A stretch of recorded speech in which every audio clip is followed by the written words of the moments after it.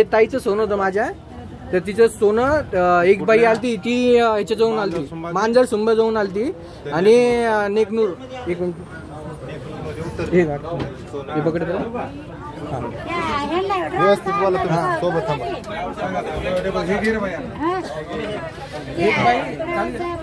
एक बाईची ना ती मांजर सुंबवून बसली होती।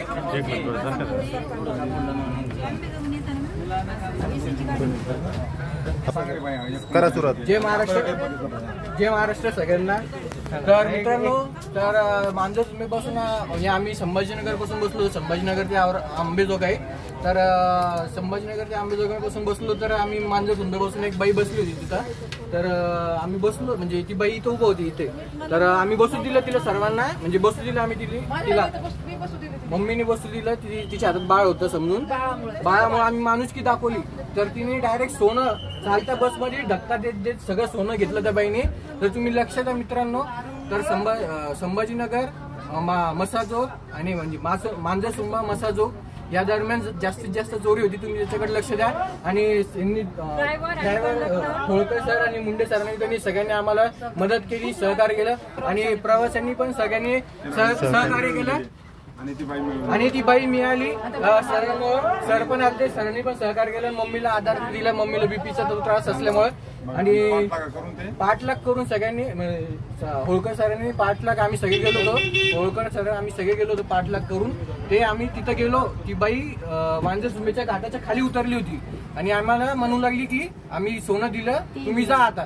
तर आम्ही पोलिसांना फोन केला, तर पोलिसवाले आले होते तिथं, तर त्यांनी दक्षता घेतली, त्यांना घेऊन गेले, त्यांना सोनं परत दिलं। किती तोळा सोनं परत दिलं सगळं। अंबाजोगाई डेपोच्या गाडीमध्ये संभाजीवरून बसलेल्या दोन प्रवाशांचा एक सोनं, नेकलेस आणि काही रोख रक्कम अंबाजोगाई गाडीमध्ये प्रवास करत असताना त्यांना नेकनूर दरम्यान गेल्याचं कळून आलं, तर दोन महिलांचा संशय आल्यामुळे आम्ही तत्काळ खाली गाडी उभा करायला लावून मोटरसायकलवर ड्रायव्हर आमच्या गाडीच्या अंबाजोगाईच्या डेपोचे होळकर यांना बसवून दिलं आणि त्या गाडीचा नेकनूर दरम्यान पाठलागा केला। त्या रिक्षात बसून वापस निघून चालल्या होत्या, त्यांना रिक्षाचा पाठलागा करून संशयानंतर आम्ही केलं, त्यांच्याकडून जवळपास आहे ना एक नेकलेस आणि गंठल असे एकूण आणि रोख रक्कम असे एवढी बॅग सगळी 2000, त्यामध्ये चेन असे एवढी रक्कम जवळपास आहे ना फक्त चिल्लर 3 लाखापेक्षा जास्त रक्कम पाठलाग करून शोधून दिली। त्याबद्दल प्रवासी आणि यांनी आम्ही सगळ्यांनी सहकार्य केलं,